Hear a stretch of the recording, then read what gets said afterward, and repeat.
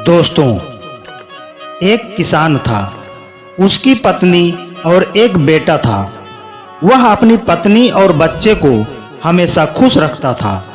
वह दिन रात खेत में मेहनत करके कमा कर लाता था। उससे उसकी आजीविका चल रही थी। खेत में खुदाई कर रहा था तो उसने देखा, खुदाई करते करते एक सांप उसकी चपेट में आ गया था। सांप तो मर गया था। सांप का छोटा सा बच्चा था। सांपिन वहां नहीं थी। वह सोचने लगा, अगर वह सांपिन जिंदा होगी तो वह जरूर हमसे बदला लेगी। चाहे बदला ले या कुछ भी हो, मैं इस बच्चे को घर ले जाऊंगा। आज से यह मेरा बेटा होगा।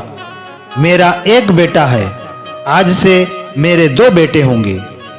उसने सांप के बच्चे को टोकरी में डाला और अपने घर ले आया। सांपिन ने उस किसान को देख लिया था। सांपिन जैसे ही अपने बिल में आई, उसका सांप मरा पड़ा था। रो रो कर उसने अपना बुरा हाल कर दिया था। उसको मालूम हो गया था कि किसान ने उसके पति को मार दिया था। मेरा बच्चा भी शायद उसने मार दिया होगा। उसने अपने पति को वचन दिया कि मैं इसको मार कर ही दम लूंगी, तब मैं तुम्हारे पास आ जाऊंगी। मैं कसम खाकर कहती हूं कि आज मैं भी इसके घर के एक एक सदस्य को मारकर ही दम लूंगी। किसान की हर रोज खेत में काम करने हल जोतने जाता था। उसकी कुदाली में खून लगा हुआ था। सांपिन को पता लग गया था कि एक काम किसान का ही है। उसने ही मेरे पति की जान ली है। वह किसान के पीछे पीछे उसके घर तक आ गई। किसान तो घर के अंदर चला गया था। वह घर के बाहर ही इंतजार करने लगी, कब यह घर का द्वार खोले या खिड़की खोले जिससे वह अंदर घुस सके। किसान को जैसे ही बाहर जाते देखा कि किसान की पत्नी ने खिड़की खोल दी। खिड़की के एक कोने से सांपिन घर के अंदर आ गई और बिस्तर के एक कोने में छिप गई। वहां पर किसान का बेटा एक चटाई पर खेल रहा था। चटाई पर सभी ने उसे खेलते देख लिया था। सांपिन ने किसान के बेटे को डस लिया। खिड़की के बाहर जब सांपिन जा रही थी तो किसान ने देख लिया था। वह अंदर से आकर दौड़ता दौड़ता चिल्लाया, चीकू चीकू। किसान की पत्नी ने भी सांपिन को बाहर निकलते देखा। किसान को आभास हो गया था कि सांपिन अपना बदला लेने आई है। उसने हमारे बच्चे को शायद डस लिया होगा। अंदर जाकर किसान की पत्नी और किसान ने देखा कि उसके बेटे को सांपिन ने डस लिया था। वह जोर जोर से चिल्लाने लगी, बचाओ बचाओ। वह दोनों उसे अस्पताल तो ले जाना चाहते थे, मगर उनके गांव में कोई भी अस्पताल नजदीक में नहीं था। उसके पास इतने अधिक रुपए भी नहीं थे जिससे वो अपने बच्चे को बचा पाते। उनके बेटे के मुंह से झाग निकल रहा था। वह मर चुका था। दोनों ने अपने बेटे को दाह संस्कार कर दिया। वह दोनों गुमसुम रहने लगे थे। किसान बोला, अब यह सांप का बेटा ही हमारा बेटा है। हम उस सांप के बेटे को ही अपना बेटा समझकर पाल लेंगे। हम दिन रात उसकी देखभाल करेंगे जैसे अपने बेटे की करते थे। मुझे लगता है कि सांपिन को उसके बेटे को मारकर कुछ राहत मिली थी। वह किसान को मारने आई। वह खिड़की के सहारे अंदर छिपकर घूम रही थी। वहां का दृश्य देखकर उसकी आंखें फटी की फटी रह गई।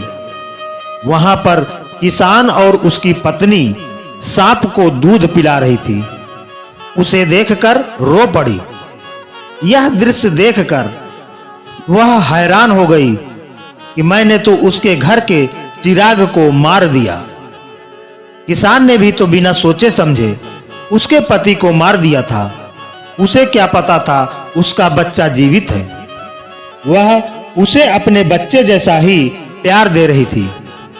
उसकी आंखों से आंसू छलक आए। अगर उसने अपने बच्चे को इस तरह देखा होता तो उस दिन मैं उनके बच्चे को नहीं मारती। इन्होंने भी तो अपने बच्चे को खोया है। मैंने अपना बदला इसके बच्चे को मार कर ले लिया है। मैं देखना चाहती हूं कि यह सच में ही वह उसे अपना बेटा मानते हैं या नहीं।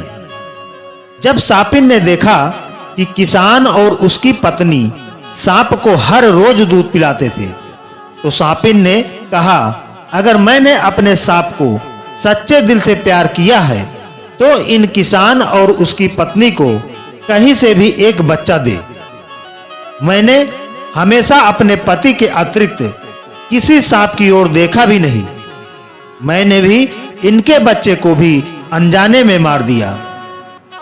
वह मंदिर में चक्कर काट रही थी। किसान और उसकी पत्नी ने देखा उनका दरवाजा किसी ने खटखटाया। किसान की पत्नी ने किसान को कहा, हमारे घर का दरवाजा कोई खटखटा रहा है।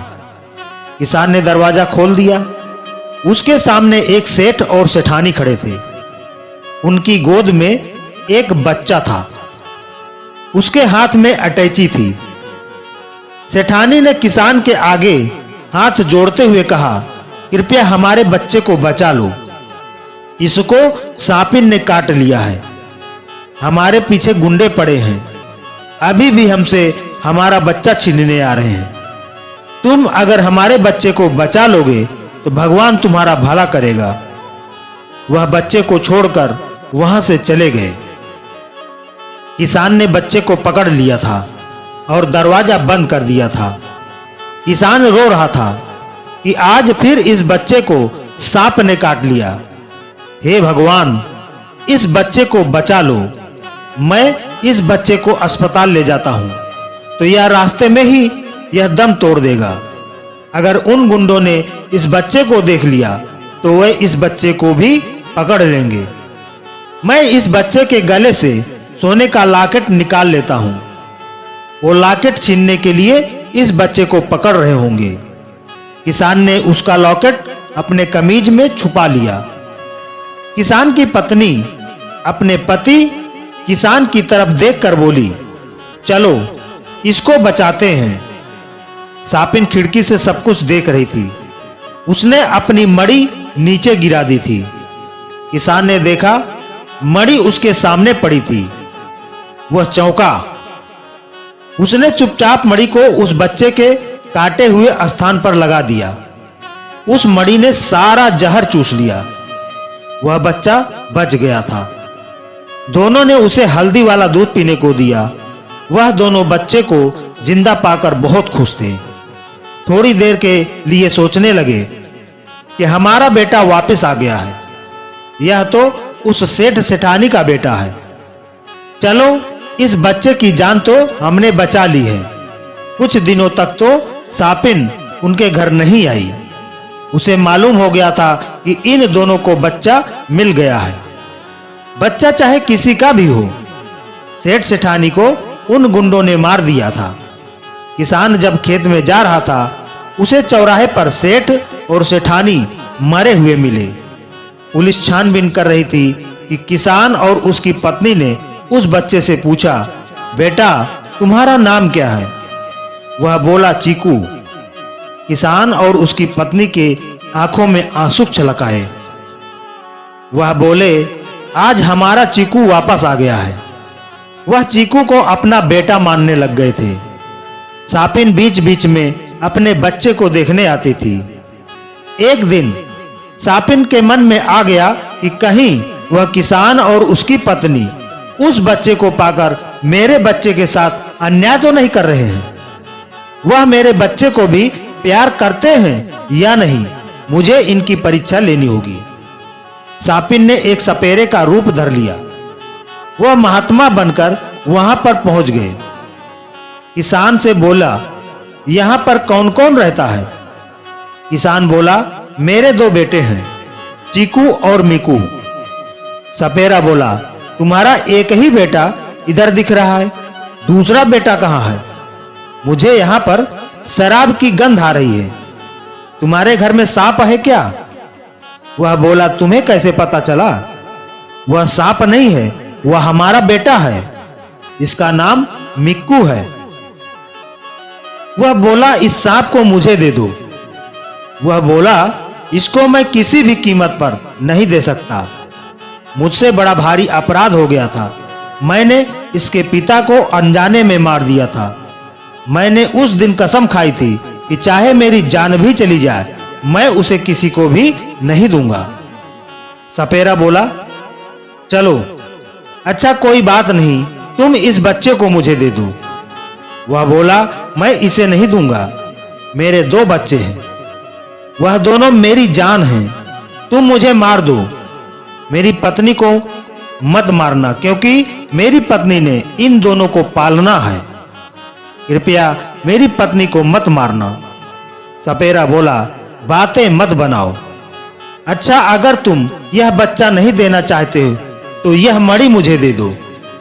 किसान बोला, ठीक है, मेरे दोनों बच्चों को छोड़ दो, इस मणि को ले जाओ, हमें इस मणि से कुछ नहीं लेना।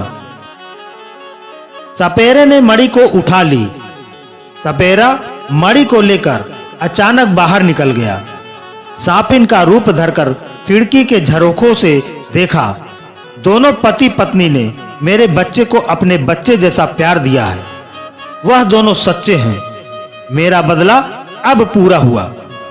बाहर निकलकर वह सांप के बिल में पहुंच गई, जहां पर सांप मारा पड़ा था। सांपिन वहीं पर पहुंच गई जहां उसके साथी ने अपनी जान दे दी थी। वह मरकर अपने सांप के पास पहुंच गई थी। उसने किसान और उसकी पत्नी को छोड़ दिया था। जब किसान बाहर आया तो उसके घर के बाहर सांपिन मरी पड़ी थी। मणि वहीं पर पड़ी थी। किसान रो रहा था। किसान को सारा माजरा समझ आ चुका था। वह अपने बेटे को देखने आई थी, शायद सपेरे के बेस में। किसान ने उसे जला दिया था। आज किसान खुश था। आज उसके दिमाग से सारा बोझ हट चुका था। तो दोस्तों, आपको ये कहानी कैसी लगी कमेंट करके जरूर बताइए।